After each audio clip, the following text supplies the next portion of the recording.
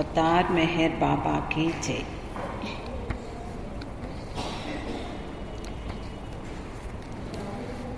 మనం గత వారం మెహర్ ప్రభు చరితం 3వ భాగాన్ని మొదలు పెట్టుకున్నాం। గత వారంలో మనం 1926వ సంవత్సరంలో ప్రవేశించి జనవరి నెలలో జరిగినటువంటి సంఘటనల్ని మనం చెప్పుకున్నాం। ఆ సంవత్సరమే అంటే 1926వ సంవత్సరం జనవరి నెలలో బాబా బుజావే హారతిని రాశారు। బాబా మండలి వాళ్ళని ఒక హారతి రాయమనగా వాళ్ళు రాసినవి బాబాకి నచ్చకపోవడంతో బుజావే హారతిని ఆయన స్వయంగా రాసి గుజరాతీ భాషలో రాసి అందరూ పాడుకునేటట్లుగా ఆయన ట్యూన్ చేశారు। దాని యొక్క అర్థాన్ని మనం చదువుకున్నాం। ఈ వారంలో ప్రవేశించినప్పుడు జనవరి నెల గురించిన విషయాలు చెప్పుకుంటున్నాం కదా। ఆ రోజుల్లో బాబాకి చాలా తీవ్రమైనటువంటి వ్యతిరేకతలు ప్రబలాయి। ఎప్పుడు కూడా బాబా చెప్పినటువంటి విషయాలు ఏమిటంటే, ఎప్పుడైతే వ్యతిరేకత ప్రబలుతుందో ఆయన పట్ల ఆసక్తి చాలా మందిలో పెరుగుతుంది। ఇప్పుడు మనం ఎగ్జాంపుల్గా తీసుకుంటే, ఒక సినిమా బాగోలేదు అనగానే అది ఎందుకు బాగోలేదో ఎంతవరకు బాగోలేదో చూడడానికి కొంతమంది పెడుతూ ఉంటారు। అలాగా ఈ వ్యతిరేకతలు అనేవి చాలా లాభాన్నే చేకూరుస్తాయి అని చెప్పేవారు బాబా। ఎప్పుడూ కూడా బాబాకి ప్రేమికులు ఎక్కువ మంది ఉన్నప్పటికీ అక్కడక్కడ తీవ్రమైనటువంటి వ్యతిరేకతలు కూడా ప్రబలేవి। తర్వాత బాబా గురించిన దారుణమైన వదంతులు కూడా వ్యాపించేవి। ఏంటి, మెహర్ బాబా గతించారని, లేకపోతే ఎవరో చంపేశారని, హత్య చేయబడ్డారని, ఇలాంటి వదంతులు ఆ రోజుల్లో పూనాలో ప్రబలాయి। అది విన్న వాళ్ళందరూ కూడా పరిగెట్టుకుని మెహరాబాద్ వచ్చారు। అందులో ముఖ్యమైనటువంటి ఆంగల్ ప్లేడర్, మనకి తెలుసు ఈ ఆంగల్ ప్లేడర్ నగర్లో ఉంటాడు। అతడు ఎప్పుడూ మెహరాబాద్ వచ్చి పండగ దినాల్లో కానీ, తర్వాత ముఖ్యమైనటువంటి దినాల్లో, ఆదివారాల్లో పురాణాల్లో ఉండేటటువంటి సంఘటనల గురించి ఆరంగం గ్రామ ప్రజలకి తెలిపేవాడు।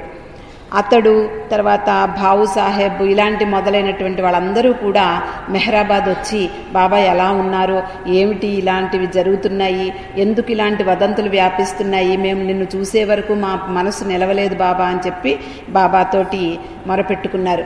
వాళ్ళ ఆందోళనను విన్నటువంటి బాబా చెప్పారు, నాకేం పర్వాలేదు, ఎటువంటి అశుభం కూడా జరగదు, భూమి ఆకాశం రెండు ఒక్కటైనా కూడా నాకు నా శరీరానికి ఏ విధమైనటువంటి ఇది జరగదు। తర్వాత ఇంకా 20 సంవత్సరాల వరకు నేను ఈ శరీరాన్ని ఏమైనా వదిలిపెట్టను అని చెప్పారు। తర్వాత నా శరీర త్యాగం నా ఇచ్ఛ ప్రకారం జరుగుతుంది। కొంతమంది మహాపురుషులు మనకి భాగవతంలో భీష్ముడు మొదలైనటువంటి వాళ్ళు ఇచ్ఛామరణం, వాళ్ళకి ఎప్పుడు కావాలంటే అప్పుడు చనిపోయేటటువంటి వరం వాళ్ళకు ఉంటుంది। బాబా అవతార పురుషుడు, దివ్య సనాతనుడు, దేవదేవుడు కాబట్టి ఆయన ఇచ్ఛ ప్రకారం నా శరీరాన్ని త్యాగం చేయడంలో నా ఇచ్ఛ ప్రకారం జరుగుతుంది అని చెప్పారు। తర్వాత ఈ 26 సంవత్సరాల వరకు కూడా నాకు ఎటువంటి ఆపద సంభవించదు, తర్వాత 90 సంవత్సరాల తర్వాత నాకు ఈ శరీరంతో సంబంధం ఉండదని కూడా ఆ మాట చెప్పారు। ఆ సమయంలో మళ్ళా ఇంకా కొన్ని వదంతులు, పూనాలో ఎలాంటి వదంతులు వ్యాపించాయంటే, బాబాని పోలీసులు అదుపులో తీసుకున్నారని, జైల్లో పెడతారని, ఇలాంటి వదంతులు కూడా వ్యాపించాయి। ఇంకా తల్లి పూనాలో ఈ వదంతులన్నా విన్నటువంటి షిరీన్ మాయి ఆవిడ ఇంకా ఉండబట్టలేక తన కొడుకు ఎలా ఉన్నాడో చూసుకుందామని చెప్పి మెహరాబాదు ఆదుర్దాపడి వస్తుంది। తండ్రి కూడా ఆ రోజంతా కూడా నిద్ర లేకుండా యజ్దాన్ నామాన్ని ఆయన నామం జపిస్తూ రాత్రంతా గడుపుతాడు. షిరీన్మాయి వచ్చి తన అతి పాత్రుడైనటువంటి తన కొడుకుని కళ్ళారా చూసుకుంటే తప్ప ఆవిడికి మనసు స్థిమితపడలేదు. ఆ బాబా ఆరోగ్యంగా ఉన్నట్లు, ఎటువంటి ఆపద జరగనట్లు చూసి షెరియార్జీకి టెలిగ్రామ్ ఇస్తుంది ఆవిడ క్షేమంగా ఉన్న వార్తని. తర్వాత ఈ షిరీన్మాయికి కూడా చాలా వ్యతిరేకతలు. ఆవిడ ఎదురుగుండా తన కొడుకుని బాబాని చాలా నీచంగా మాట్లాడడము, లేకపోతే కపటుడని, లేకపోతే దొంగ సాధువు అనడము, ఇలాంటివన్నీ కూడా తల్లి చెవిని పడ్డాయి.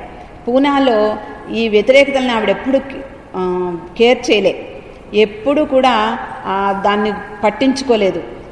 అనుకుంటే అనుకుంటారు బాబా, తిడుతుంది కూడా ఆవిడ. ఎంతోమంది ఆవిడ ఎదురుగుండా అంటే మీరు నాశనం అయిపోతారు బాబాని ఏమన్నా, నా కొడుకుని ఏమన్నా అంటే మీకు అర్థం కావట్లేదు నా కొడుకు యొక్క గొప్పదనం అని కూడా ఆవిడ బాగా వాళ్ళని దూషించేది, తిట్టిపోసేది. అటువంటి ఆవిడ ఎప్పుడూ కూడా లొంగలేదు ఇలాంటి వాటికి. అయినా కూడా తల్లి మనస్సు కాబట్టి బాధపడటం సహజం. వాళ్ళ సొంత వాళ్ళైనప్పటికీ కూడా, పార్సీలు అయినప్పటికీ కూడా వాళ్ళు చాలామంది బాబాని తీవ్రంగా విరోధించారు. తర్వాత బాబాకు పిచ్చి పట్టిందని కూడా వదంతులు వ్యాపించాయి. తర్వాత మోసం చేస్తున్నాడని, తర్వాత దొంగ సాధువు అని కూడా బాబా గురించినటువంటి అనేక వదంతులు వ్యాప్తిలోకి వచ్చాయి. అయినా కూడా అందరూ వాళ్ళు, బాబా ముఖ్యంగా తల్లి చాలా మనోనిబ్బరంతో ఆవిడ ఇవన్నీ కూడా ఎదుర్కొంటుంది. తర్వాత ఆ పూనా పరిసర ప్రాంతాల్లో ములోగ్ అనేటటువంటి ఒక వ్యక్తి ఉన్నాడు. అతడు ఈ షెరియార్జీ చేసేటటువంటి వ్యాపారాల్లో నెమ్మదిగా ప్రవేశించాడు. ఒక భాగస్వామిగా, పార్ట్నర్గా తను కూడా వ్యాపారంలో భాగస్వామిని అవుతానని చెప్పి ఈ షెరియార్జీని నమ్మించి అతడు నెమ్మదిగా అతని వ్యాపారాల్లో పాలు పంచుకునేవాడు. ఈ షెరియార్జీ మనకు తెలుసు, మొదటి నుంచి మనం మొట్టమొదటి ప్రభు చరిత్ర నుంచి మనం చదువుకుంటూనే ఉన్నాం. చాలా అమాయకుడు, నిష్కపటి, భగవత్ ప్రేమ కలిగినటువంటి వాడు. ఎప్పుడూ కూడా యజ్దాన్ నామాన్ని అతడు వదిలిపెట్టనటువంటి వాడు. అతడు అమాయకుడు కాబట్టి అతడిని నెమ్మదిగా వంచి ఇతడు నెమ్మదిగా భాగస్వామిగా అతడి యొక్క వ్యాపారాల్లో పాల్గొనడం మొదలుపెట్టాడు. ఒకరోజు షెరియార్జీని ఇంటికి పిలిచి, నువ్వు పెద్దవాడివి అయిపోయావు, నువ్వు ఈ వ్యాపారాలన్నీ కూడా చూసుకోలేవు, కాబట్టి అవన్నీ నాకు వదిలేసేయి, హాయిగా ఉండు, నేను నీకు డబ్బులు ఇస్తూ ఉంటాను, నువ్వు దానికి ఒప్పుకుంటే నువ్వు నాకు కాగితం మీద సంతకం చేసి ఇవ్వాలి, నాకు ఇవన్నీ అప్పగించేసినట్లుగా నాకు సంతకం చేసి ఇవ్వాలి. నేను కొంత స్థలాన్ని కూడా కొన్నాను, ఆ స్థలానికి సంబంధించినటువంటి కాగితాలకు కూడా నువ్వు నాకు సంతకం చేసి ఇవ్వాలి అని చెప్పి నా తెల్ల కాగితాల మీద సంతకం చేయించుకుంటాడు. ఇదంతా నేను చూసుకుంటాను, నీకెందుకు, నువ్వు హాయిగా ఉండు అని చెప్పి పంపించేస్తాడు. తెల్ల కాగితాల మీద సంతకం చేయించుకుని తనకు నచ్చినట్లుగా తన కొరకు స్వార్థ ప్రయోజనం కొరకు అతడు ఆ కాగితాల మీద వ్రాయించుకుని వకీలుతో సంప్రదించి ఆ కాగితాలు రాయించుకుంటాడు. అలాగా మోసగిస్తాడు. చివరకు ఈ ఆస్తి అంతా కూడా నాదే.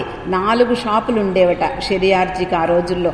ఆ షాపులన్నీ కూడా నావే, ఆ మద్యం షాపులన్నీ కూడా నావే అని చెప్పి కోర్టుకి పెడతాడు. షెరియార్జీ నమ్మకం ద్రోహం చేసినటువంటి కొన్ని రోజుల తర్వాత ఇతడంతా కూడా షెరియార్జీ సంతకాలు పెట్టినటువంటి కాగితాలతో కోర్టుకు వెళ్ళినప్పుడు ఈ లాయర్లందరూ కూడా నమ్ముతారు. సాధారణంగా ఎదురుగుండా సాక్ష్యం కనపడుతుంటే వాళ్ళు నమ్మకుండా ఉండరు కాబట్టి వాళ్ళు నమ్మి ఈ వాద్యానికి పిలుస్తారు. షిరీన్మాయి కూడా ఊరుకోదు కదా, తన భర్త, తన సంసారం, తన యొక్క ఈ సంపదలు, ఇవన్నీ కూడా ఆస్తిపాస్తులు ఇవన్నీ కూడా పోతుంటే ఎవరు కూడా ఊరుకోలేరు. కాబట్టి ఆవిడ కూడా ఒక వకీల్ని సంప్రదిస్తుంది. ఒక వకీల్ని సంప్రదించి వకీల్ అంటాడు, నేను చెప్పినట్లు కోర్టులో సాక్ష్యం ఇస్తే ఏ ప్రమాదము రాదు, మీ ఆస్తి మీకు వచ్చేస్తుంది అని చెప్పి ఆ వకీల్ అంటాడు. అది ఏం చెప్పాలి అంటే, షరియార్జీ కోర్టుకు వచ్చి నేను సంతకం పెట్టలేదు, ఆ సంతకాలు నావి కావు అని చెప్పాలి. అంటే అబద్ధం చెప్పినట్లే కదా. షరియార్జీకి మనం చాలా గత సంవత్సరంలోనే మనం షరియార్జీ గురించి చదువుకునేటప్పుడు మనం చదువుకున్నాం ఆయన గురించి. అతడు అస్సలు అబద్ధం చెప్పడు. ఒకసారి మీకు గుర్తుండే ఉంటుంది, ఆ మొట్టమొదటి పుస్తకంలో షరియార్జీ యొక్క కథ చెప్పేటప్పుడు ఆ ఇరాన్ దేశంలో మహమ్మదీయులు ఈ జొరాస్ట్ర్ మతస్థుల్ని చాలా ఇబ్బందులకు గురి చేసేవారు, చాలా ఇబ్బంది పెట్టేవారు. ఆడవాళ్ళని మానభంగం చేసేవారు, వాళ్ళని అసలు సమాజంలో బతకనిచ్చేవారు కాదు. ఆ విధంగా వాళ్ళు బాగా బాధ పెట్టేటప్పుడు ఒకసారి ఒక స్త్రీ పరిగెట్టుకుని వచ్చి షరియార్జీ కాపలా ఉండే చోటకు వచ్చి నన్ను రక్షించమంటుంది. సరే అని చెప్పి ఒక పొయ్య వెనకాతల ఒక చిమ్నీలో అని చెప్తారు, ఆ చిమ్నీ లోపల ఆవిడని కూర్చోపెట్టి అతడు సీటు మారి వెనకాతల ఇంకొక వైపు కూర్చుంటాడు. ఈ సైనికులందరూ కూడా ఆమెను వెంట తరిమి వస్తున్నటువంటి మహమ్మదీయులందరూ కూడా ఇటు వైపు ఎవరైనా స్త్రీ వచ్చిందా అని అడిగేటప్పుడు నేను ఇక్కడ కూర్చుండగా రాలేదు అంటాడు. అంటే అక్కడ అబద్ధం చెప్పినట్లు అవ్వలేదు, ఎట్ ది సేమ్ టైం ఆవిడ్ని రక్షించాడు కూడా. అలాగా ఏమాత్రము అబద్ధం చెప్పడానికి ఇష్టపడినటువంటి ఈ షరియార్జీ ఈ కోర్టులో కూడా నేను అబద్ధం చెప్పను అంటాడు. ఆటోమేటిక్గా అబద్ధం చెప్పనందువలన ఆ తీర్పు ఇతనికి వ్యతిరేకంగా వస్తుంది. మొత్తం షాపులు ఉన్న ఆస్తిపాస్తులన్నీ కూడా ఆ ములోగు పరమైపోతాయి. తర్వాత ముఖ్యంగా ఇక్కడ గమనించాల్సింది, అవతార పురుషుని తల్లిదండ్రులకి ఇలాంటి దురవస్థ ప్రాప్తించింది అంటే ఇది ఈ విశ్వ కార్యక్రమంలో ఒక భాగంగా మనం ఆలోచించాలి. అవతార పురుషుడికి స్వయంగా తల్లిదండ్రులు వాళ్ళు చాలా కష్టపడతారు. వాళ్ళు కూడా అంతకుముందు కష్టపడ్డారు. వీటికి లెక్క చెయ్యరు. భగవద్భక్తులు అనేవాళ్ళు, భగవత్ ప్రేమికులు, వీటి ఏం వచ్చినా కూడా ఎటువంటి కష్టాలు ఎదురైనప్పటికీ కూడా వాళ్ళు ఏమాత్రము వాళ్ళలో వాళ్ళ యొక్క చలనం ఉండదు, వాళ్ళకి ఏమాత్రము చలించరు. ఆ స్థిర చిత్తంతో భగవంతుణ్ణి నమ్ముకుంటారు. అటువంటి ఈ వ్యాపారాన్ని కోల్పోవలసి వస్తుంది. తర్వాత కొంత ఇల్లు, సొంతంగా ఇల్లు, కొంత డబ్బు తప్ప వీళ్ళ దగ్గర ఏమీ లేదు. షిరీన్మాయి మామూలు మనకు తెలుసు, షిరీన్మాయి క్యారెక్టర్ గురించి అప్పుడప్పుడు మనం చదువుకుంటూనే ఉన్నాం. చాలా సామాన్యమైనటువంటి స్త్రీ ఆవిడ. పిల్లల్ని చక్కగా ప్రేమించి బాబాని ముఖ్యంగా బాబా అంటే చాలా ఇష్టం ఆవిడికి. ఆవిడ కోపం వస్తే మాత్రం అందరినీ దులిపేసేది, బాబాతో పాటుగా అందరినీ దులిపేసేది. ఆవిడ చాలా కోపం వచ్చేసింది. ఎందుకు? షరియార్జీ అబద్ధం చెప్పనందుకు. షరియార్జీ ఆవిడ్ని ఓదారుస్తూ, పోన్లేవే పర్వాలేదు, ములోగు ఎప్పటికైనా రుణం తీర్చుకుంటాడు, ఎప్పటికైనా అతడిలో పశ్చాత్తాపం వస్తుంది, ఎప్పటికైనా మోసానికి, అతడు చేసిన మోసానికి ఈ జన్మలో రుణం తీర్చుకోవాల్సి ఉంటుంది అని చెప్పి అన్నప్పుడు ఆవిడ చాలా కోపంగా, బాధ, కోపం ఇవన్నీ బయటికి వస్తూ నేనప్పుడు ఉండను కదా అంటుంది. అవన్నీ వాడు తీర్చుకునే టైంకి మనం ఉండం కదా అని చెప్పి ఆవిడ బాధపడుతుంది. అలాగా షరియార్జీ మాత్రం మొట్టమొదటి నుంచి ఆయన భగవంతుడి ఇచ్చకే ఆయన మొత్తం ఆయన జీవితాన్ని అర్పించినటువంటి వ్యక్తి. అతనిలో ప్రతీకార వాంఛ కూడా ఉండదు, ప్రతీకార భావం కూడా ఉండదు. ప్రతీకార వాంఛ అంటే కోరిక, ఈ ప్రతీకారం తీర్చుకోవాలనే ఒక కోరిక. అదే కాకుండా భావం, ప్రతీకార భావం. అతడు మంచి చేయలేదు మనకి, అతడు మనల్ని మోసం చేశాడు, ఇలాంటి భావాలు కూడా అతడిలో ఎప్పుడూ కూడా కలగలేదట. కానీ ఒక స్నేహితుని ద్వారా ఈ ములోగ్ అనేటువంటి వ్యక్తికి ఒక సందేశాన్ని మాత్రం పంపిస్తాడు. ఏమని అంటే, నువ్వు చేసిన మోసానికి నేను నిన్ను క్షమిస్తున్నాను, పూర్తిగా క్షమిస్తున్నాను. ఎప్పటికైనా నువ్వు నీ తప్పొప్పులు తెలుసుకుంటావు, తెలుసుకుని క్షమాపణ కోరాలని వస్తే నేనప్పుడు ఉండకపోవచ్చు, నేను అసలే ముసలివాడిని అయిపోయాను. అప్పుడు నువ్వు పశ్చాత్తాపంతో నా దగ్గరికి వచ్చి క్షమించమని అడుగుదాం అనుకున్నప్పటికీ కూడా నేను ఉండకపోవచ్చు.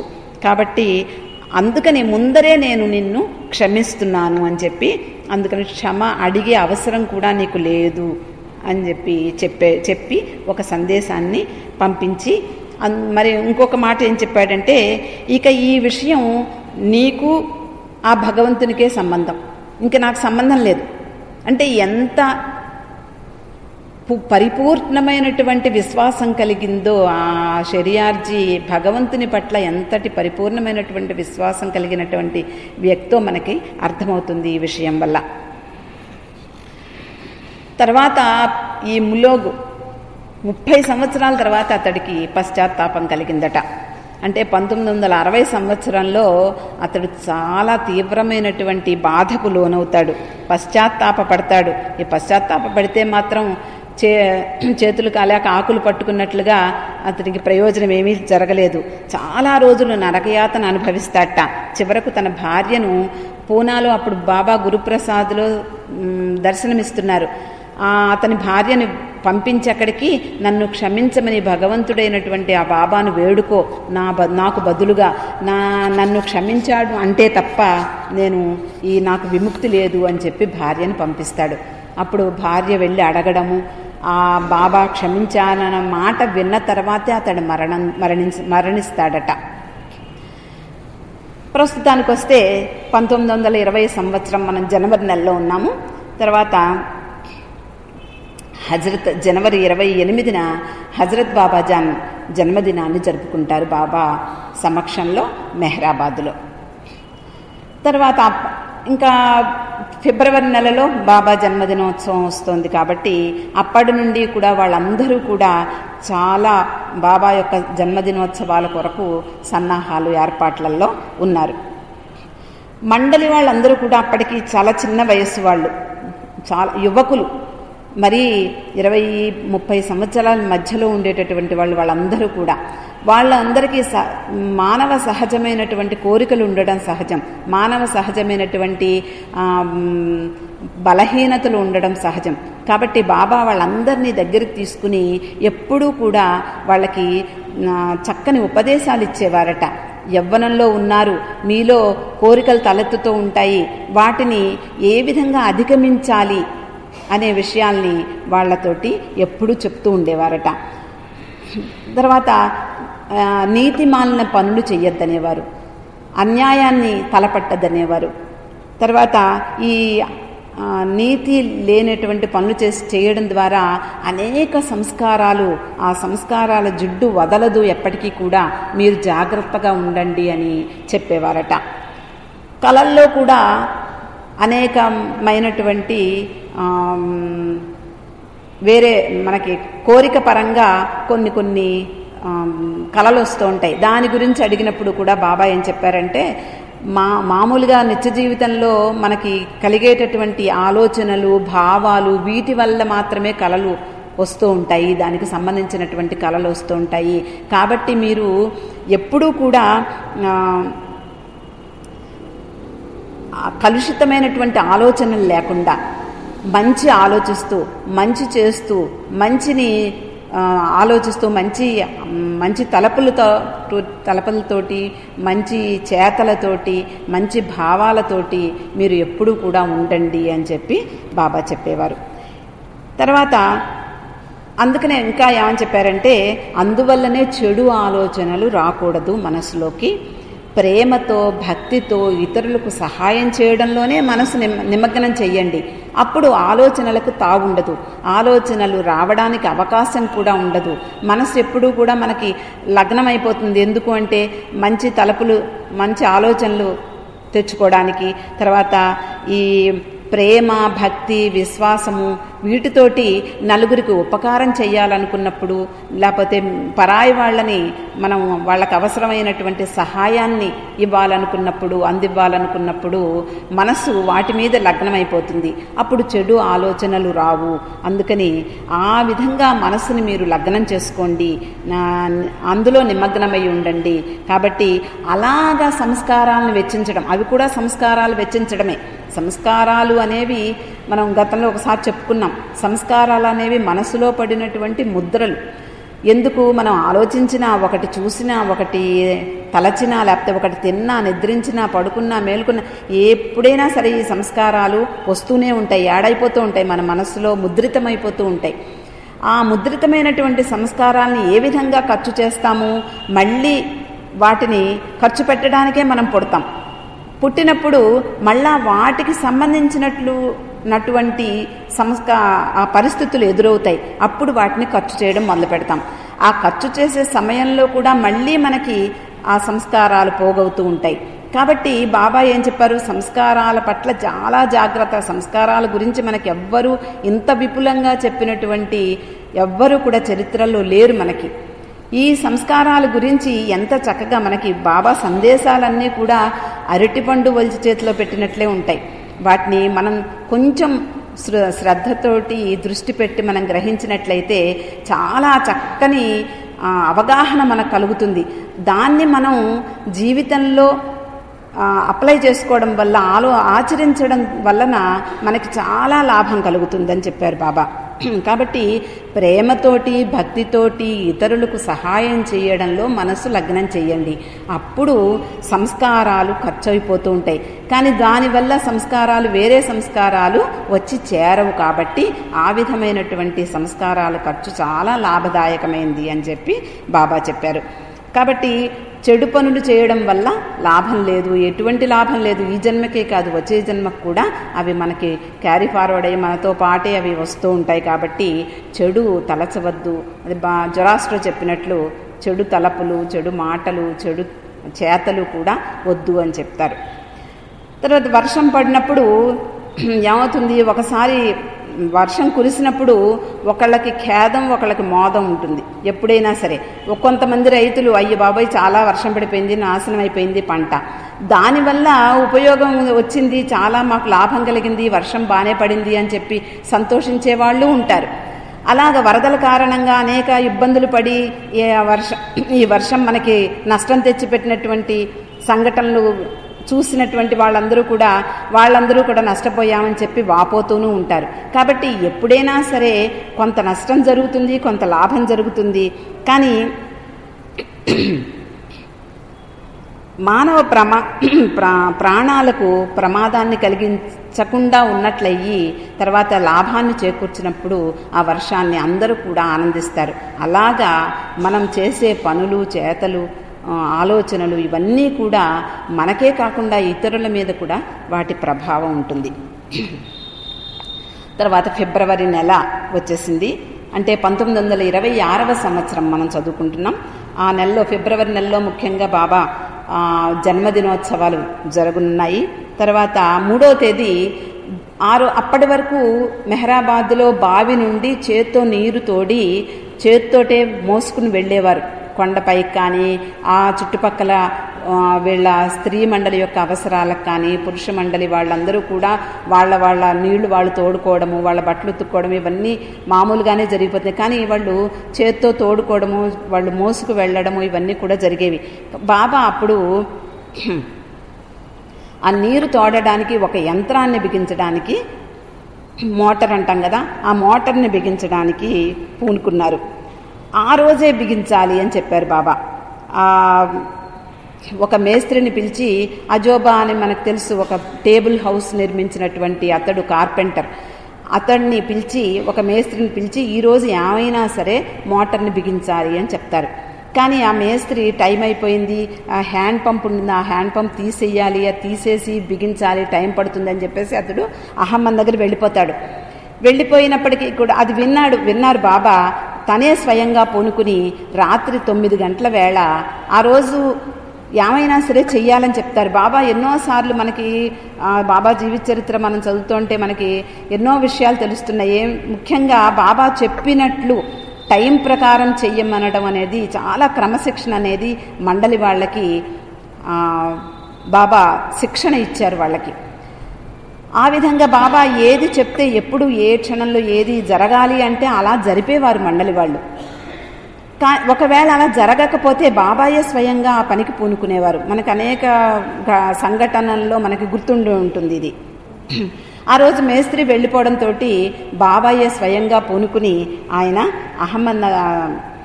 ఆ మోటార్ని బాబాయే తన మండలి వాళ్ళ సహాయంతో బిగిస్తారు. తర్వాత ఇక్కడ మనకు ఒక విషయం, మనకి చాంజీ గుర్తుండే ఉంటారు మీకు అందరికీ. అంతకుముందు కొన్ని నెలల కిందట చాంజీ గురించి మనం చదువుకున్నాం. చాంజీ మనకి కొంచెం గుర్తు తెచ్చుకుంటారా? అతడు తన స్నేహితుడితోటి బొంబాయిలో ఉండేవారు. అతడు తన స్నేహితుడితోటి ఒక వ్యాపారాన్ని ప్రారంభిస్తారు. అతనికి ఒక సినిమా హాల్ కూడా ఉంటుంది. అతని భార్య అతని స్నేహితునితో వెళ్ళిపోతుంది. ఆ భార్య చేసినటువంటి మోసానికి చాలా బాధపడి ఈ చాంజీ ఆత్మహత్యా ప్రయత్నం చేసుకుంటారు. చౌపెట్టి బీచ్లో బాబా అతన్ని కలుసుకుంటారు ఒకసారి. అది ఆ సమయంలో అతడు ఎవ్వరి మాట వినే పరిస్థితుల్లో లేడు. అతడు ఏమైనా సరే అతడు చనిపోవాలని నిర్ణయానికి వచ్చేస్తాడు. ఆ బీచ్లో కూర్చుని ఉంటాడు. బాబా తన సహచరునితో, ఎవరో గుర్తులేదు నాకు, ఆయనతోటి వెళ్ళి, బహుశా గుస్తాజీ అనుకుంటా, ఆయనతో వెళ్ళి వాళ్ళు అతడిని పలకరిస్తారు. నా గొడవలో నేనున్నాను, మీరు నా గురించి పట్టించుకోకండి అని కూడా విసుక్కుంటాడు చాంజీ. కానీ బాబా నాకన్నీ తెలుసు అని ఎప్పుడైతే చెప్పారో ఆ సమయంలో అతడికి బాబా మీద విశ్వాసం ఏర్పడుతుంది. మర్నాడే వచ్చి మంజిలీమీంలో ఉండేటటువంటి బాబాని దర్శించుకుంటాడు కూడా. ఆ చాంజీ ఇప్పుడు ముంబై నుండి అప్పుడప్పుడు మెహరాబాద్ వచ్చేవాడు. ఆ విధంగా వచ్చినటువంటి ఈసారి వచ్చినప్పుడు అంటే ఫిబ్రవరి 9వ తేదీన 1926వ సంవత్సరం వచ్చి బాబా మండలి సభ్యుడిగా చేరిపోయాడు. అక్కడే మెహరాబాద్లో శాశ్వతంగా ఉండిపోయాడు. ఆ చాంజీ పర్యవేక్షణలో బాబా జన్మదినానికి ఒక శివాజీ అనే నాటకాన్ని ప్రదర్శిస్తారు. ఇది చాంజీ యొక్క పర్యవేక్షణలో జరుగుతుంది. విష్ణు నేర్పిస్తాడు, రిహార్సల్స్ చేయిస్తాడు శివాజీ గురించినటువంటి నాటకాన్ని. అప్పుడు బాబా ఒక చిన్న సందేశం ఇచ్చారు. అంతకుముందు కూడా మనకి తెలిసి సందేశం ఏమిటి అంటే, నేను శివాజీగా వచ్చాను అని. తాను అంటే వీల్డ్ అవతార్ అంటారు, బాబాయే చెప్పారు. కొన్ని ముసుగు వేసుకున్నటువంటి అవతారాలు భూమి మీదకి, అవతార పురుషుడు భూమి మీదకి వచ్చినప్పుడు కొన్నిసార్లు ముసుగు వేసుకుని వస్తారు. ఎవరికి అది ఓపెన్ అవరు అనమాట, ఎవరికి కూడా వ్యక్తం అవరు. ప్రపంచం అంతా కూడా ఆయన అవతార పురుషుడుగా వాళ్ళు గుర్తించరు. అటువంటి వీల్డ్ అవతార్ అంటారు. ఆ స్థితిలో నేను శివాజీగా వచ్చాను. ఆ శివాజీగా వచ్చి ఇక్కడ నా అనుచరులందరినీ కూడా యుద్ధానికి నడిపించాను అని బాబా చెప్పారు. ఈ విషయాన్ని బావూజీ రాస్తున్నారు.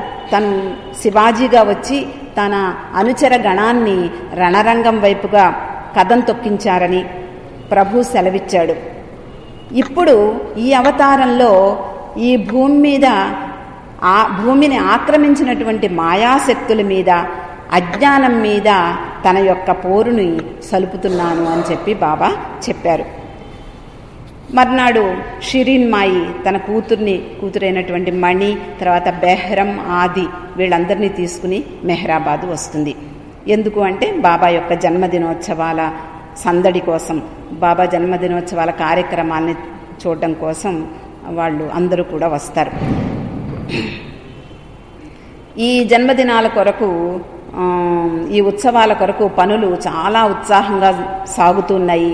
మండలి వాళ్ళందరూ కూడా చాలా కష్టపడి, అహోరాత్రాలు కష్టపడి ఆ కార్యక్రమాలన్నింటినీ కూడా రూపొందించడము, తర్వాత వచ్చే వాళ్ళందరికీ కూడా సౌకర్యాలు ఏర్పాటు చేయడము, తర్వాత బాబా ఆ రోజు కార్యక్రమాలను ఏమేం చెయ్యాలో ఇవన్నీ కూడా ఏర్పాట్లు చేసుకోవడము, ఇవన్నీ కూడా చాలా చురుగ్గా సాగుతున్నాయి. తర్వాత మనకి ఈ కొంతమంది బాబా దగ్గర ఉండేటటువంటి వ్యక్తులు రాసినటువంటి డైరీల వల్ల మనకి చాలా సమాచారం అందుతూ ఉంటుంది. అంతకుముందు వారం కూడా మనం చదువుకున్నాం. అజోబా అనేటువంటి కార్పెంటర్ ఒక చిన్న తన డైరీలో కొంతవరకు బాబా గురించి రాసింది మనం చదువుకున్నాం గత వారం కాక అంతకుముందు వారంలో. ఇప్పుడు కూడా ఆయన డైరీలోంచి కొంచెం భాగం బెయిలీ రాసినటువంటి ఈ భాగాన్ని చదువుతాను. బాబా చాలా అరుదుగా భోజనం చేసేవారని చెప్పేవారు. అంతకుముందు మనకి తెలుసు, ఎప్పుడు కూడా ఉపవాసాలతోటి ఏకాంతవాసాలతోటి గడుస్తూనే ఉంటాయి, రోజులన్నీ కూడా అలా గడుపుతూనే ఉంటారు. మధ్య మధ్యలో అప్పుడప్పుడు కొంచెం కొంచెం తీసుకోవడమే బాబాకు అలవాటు. ఎప్పుడు కూడా మనకి ఆయన అరుదుగా భోజనం చేసేవారు, మనం అరుదుగా ఉపవాసం ఉంటే ఆయన అరుదుగా భోజనం చేసేవారు. అయినప్పటికీ కూడా చాలా ఉత్సాహంగా ఉండేవారు, చాలా తాజాగా ఉండేవారు, ఎప్పుడూ కూడా నీరసంగా ఎప్పుడు కూడా కనిపించలేదు. తర్వాత మెహరాబాద్కి వచ్చే వాళ్ళ సంఖ్య కూడా రోజు రోజుకి పెరుగుతోంది. రోజు రోజు వాళ్ళ వందలు వేలుగా కూడా మారుతోంది. ఆ విధంగా ఏర్పాట్లు కూడా చేయడంలో వీళ్ళు మండలి వాళ్ళందరూ కూడా ఎప్పుడూ కూడా దాంట్లో తల మునకలై ఉండేవారు. తర్వాత ఈ బాబా చేసేటటువంటి కార్యక్రమాల్లో కూడా ఎప్పుడు కూడా ఆయన పర్యవేక్షణ ఎలా ఉండేదంటే ప్రతి చిన్న విషయాన్ని పరిశీలించేవారట. ప్రతి చిన్న ఎవరు ఏ విధమైనటువంటి చిన్న పొరపాట్లు కూడా ఆయన దృష్టిని దాటి వెళ్ళిపోయేవి కాదు. ఆయన ఆ సమయంలో టక్కుమని ఆయన్ని పట్టుకుని ఏమిటిలా చేస్తున్నామని ప్రతి విషయాన్ని కూలంకషంగా చర్చించి కూలంకషంగా పరిశీలించి ఎవరు ఏ చిన్న పొరపాటు కూడా చెయ్యకుండా ఆయన జాగ్రత్త వహించేవారు.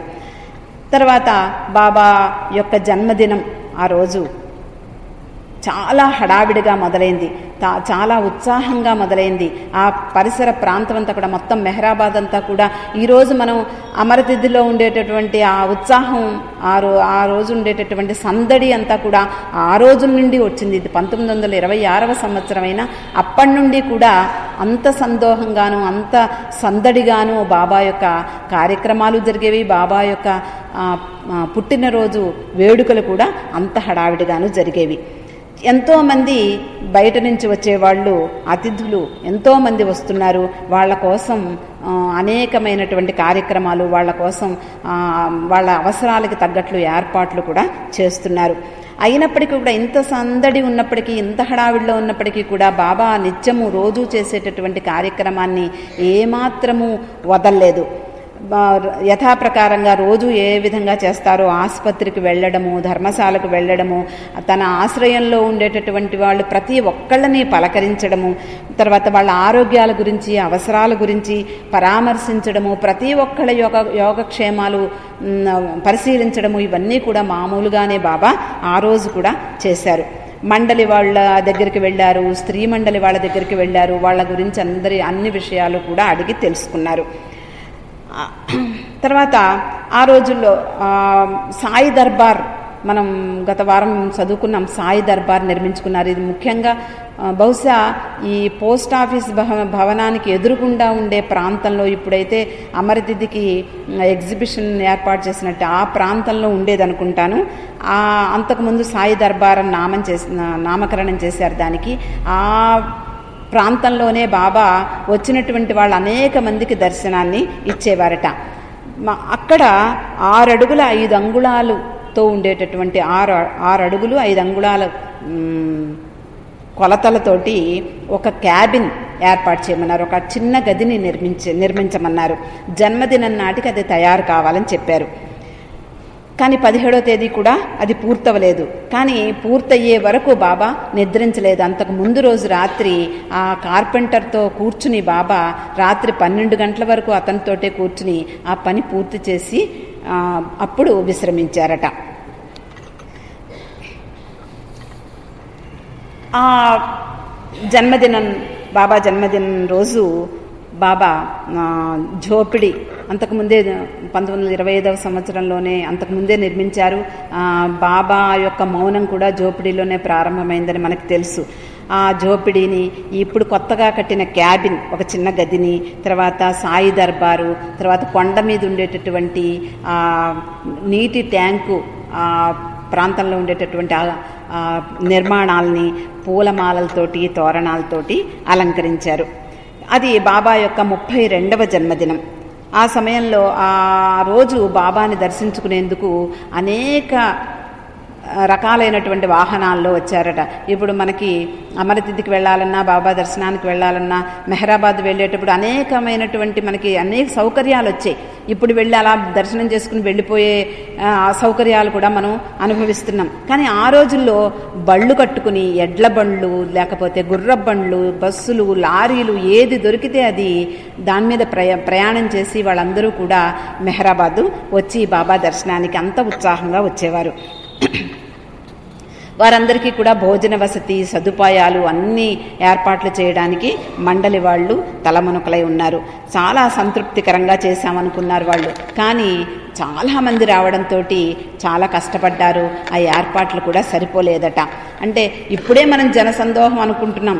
బాబా అంటే 1925-26 సంవత్సరాల్లోనే అంతటి సందడి, అంతటి జనసందోహము మెహరాబాద్లో ఉండేది.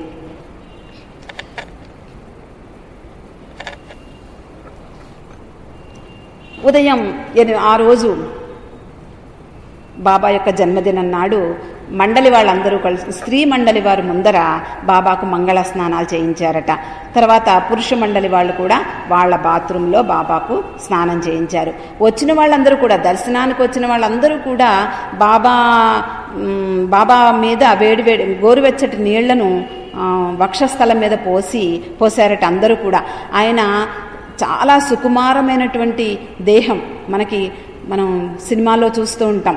చాలా సున్నితంగా, చాలా కోమలంగా ఉండేటటువంటి దేహం అయింది. చాలా పువ్వులాగా చాలా సుకుమారంగా ఉంటుంది. మనకి ఇప్పుడు లభ్యమైనటువంటి వీడియో ఫిల్మ్సే మనకి తార్కాణం. అవి చూస్తూ ఉంటే నేను బాబా పాదాన్ని టచ్ చేశాను కాబట్టి చాలా సున్నితంగా ఉంటాయి. ఇప్పటికి కూడా నాకు ఆ స్పర్శ నాకు అప్పుడప్పుడు అంటే తలుచుకున్నప్పుడు ఆ స్పర్శన అనుభవిస్తూ ఉంటాను. అలాగా చాలా సున్నితమైనటువంటి ఆ సుకుమారమైనటువంటి ఆ దేహాన్ని చాలామంది ఆ రోజు వచ్చినటువంటి సందర్శకులందరూ కూడా స్పృశించారట. ఆ విధంగా వాళ్ళు తన్మయత్వంతో ఆ అదృష్టాన్ని వాళ్ళు పొందారు. ఈ కిక్కిరిసిపోయిన జనం ఇంకా మేము కూడా బాబాకు స్నానం చేయిస్తాము అని చెప్పి అందరూ కూడా తోసుకుంటూ వచ్చేసారట. అప్పుడు మండలి వాళ్ళందరూ కూడా బాబాని చుట్టూ ముట్టి బాబాని జాగ్రత్తగా లోపలికి తీసుకువెళ్ళిపోయారు. కొంతమందికి బాబాకి స్నానం చేసే అవకాశం దొరకలేదు అని చెప్పి బాధపడిన వాళ్ళు కూడా ఉన్నారు. అప్పుడు బాబా యొక్క దివ్యమైనటువంటి ఆ దివ్య మంగళ స్వరూపాన్ని వర్ణిస్తున్నారు బాబూజీ.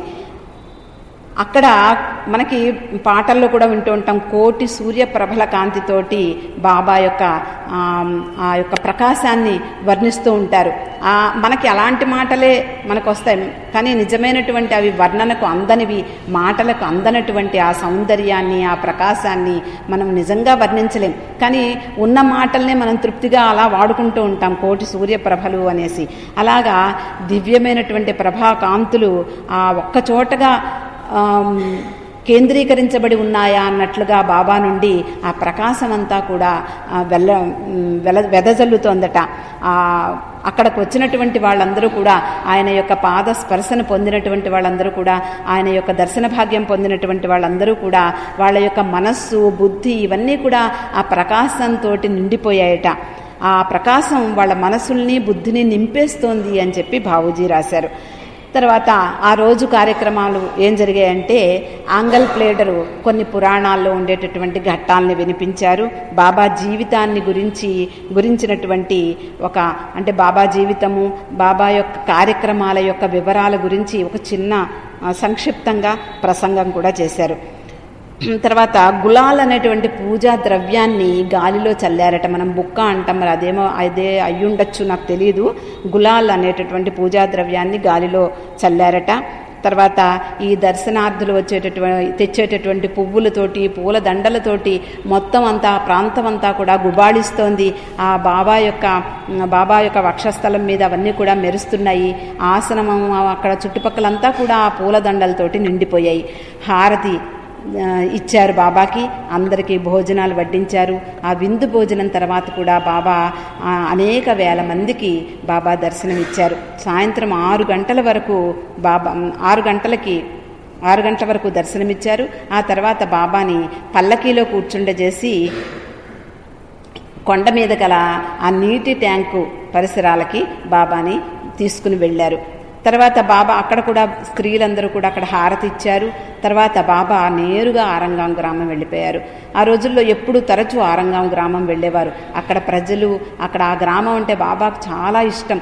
ఆ గ్రామాల్లో ఉండేటటువంటి ప్రజల యొక్క యోగక్షేమాలన్నీ కూడా ప్రభు ఎప్పుడూ కూడా వదల్లేదు. ఆ విధంగా బాబా ఆరంగాం గ్రామం వెళ్తారు. అక్కడ కూడా బాబాకు హారతిస్తారు.